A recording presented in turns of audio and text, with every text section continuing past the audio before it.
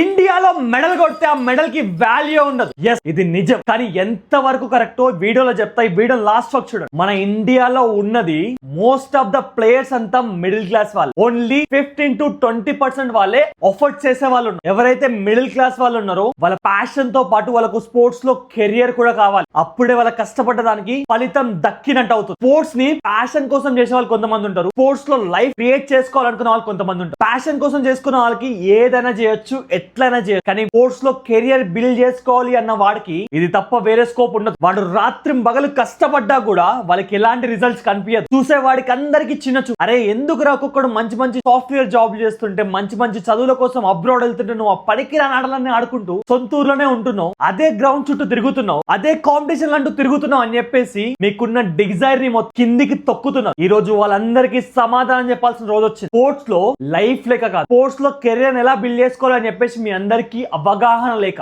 ఎందుకు చాలా మంది మెడల్స్ కొట్టి కూడా మధ్యలోనే ఆగిపోయినారంటే వాళ్ళకి ఆ స్టెప్ తర్వాత ఏం చేయాలి అని చెప్పేసి ఎవ్వరు చెప్పలేదు. మీ అందరికి డిస్ట్రిక్ట్, స్టేట్, నేషనల్స్ వరకే తెలుసు. ఇంటర్నేషనల్ లో ఎలా రిప్రజెంట్ చేయాలి, ఏషియన్ ఒలింపిక్ లో మెడల్ ఎలా కొట్టాలి, స్పోర్ట్స్ అథారిటీ ఆఫ్ ఇండియాకి ఎలా వెళ్ళాలి, స్పోర్ట్స్ కోటాలో జాబ్ ఎలా కొట్టాలి, లేదు క్రికెట్ అండ్ అదర్ గేమ్ గురించి మాట్లాడుకుంటే దాంట్లో కెరీర్ ఎలా బిల్డ్ చేసుకోవాలని చెప్పేసి ఎవ్వరికి అవగాహన లేదు. అవన్నీ మీ అందరి ముందు పెడదాం అనుకుంటున్నాను. మీ అందరి కోసమే sports career summit 2026 by Vixora sports మీ అందరి ముందుకు తీసుకొని వచ్చి ఇది స్టార్ట్ చేసినప్పుడు నన్ను ఒక పెద్ద మంచి కూర్చోబెట్టి మాట్లాడింది. నువ్వు స్పోర్ట్స్ కోసం ఇంతలా చేద్దాం అనుకుంటున్నావు, కానీ స్పోర్ట్స్ లో ఎవ్వరికి కూడా అంత అవగాహన ఉండదు, నువ్వెంత ప్రయత్నించినా కూడా వారు మారరు అని చెప్పేసి అన్నాడు. కానీ ఈ రోజు ఆ సార్కి నేను సమాధానం చెప్దాం అనుకుంటున్నాం. మనం రిజిస్ట్రేషన్ స్టార్ట్ చేసి జస్ట్ 11 రోజులు మాత్రమే అవుతుంది. ఈ రోజుతోని 350 రిజిస్ట్రేషన్ జరిగింది. నేను ఒక్క రోజే 100 రిజిస్ట్రేషన్ జరిగింది. సార్, నేను ప్రౌడ్ గా చెప్తున్నా, నేను తీసుకున్న sports career summit India's biggest sports awareness movement లో చాలా మంది పార్టిసిపేట్ చేస్తున్నారు. చాలా మంది వాళ్ళ స్పోర్ట్స్ కావాల్సిన ఫస్ట్ స్టెప్ ని తీసుకున్నారు. వాళ్ళు ఏదో రోజు నా విక్సోరా స్పోర్ట్స్ ని ప్రౌడ్ గా చెప్పుకుంటారు. చెప్పుకునేటట్టు నేను చేస్తా. అండ్ ఇంకా మీలో ఎవరైనా సరే రిజిస్ట్రేషన్ చేసుకోకపోతే wixorasports.com అనే వెబ్సైట్ లోకి వెళ్ళి రిజిస్ట్రేషన్ చేసుకోండి, లేదా లింక్ అని కామెంట్ చేయండి, డైరెక్ట్ గా నేనే సెండ్ చేస్తాను. ఈ వీడియోని ప్రతి ఒక్కరికి షేర్ చేసి స్పోర్ట్స్ లో కూడా మంచి రోజులు రాబోతున్నాయని చెప్పేసి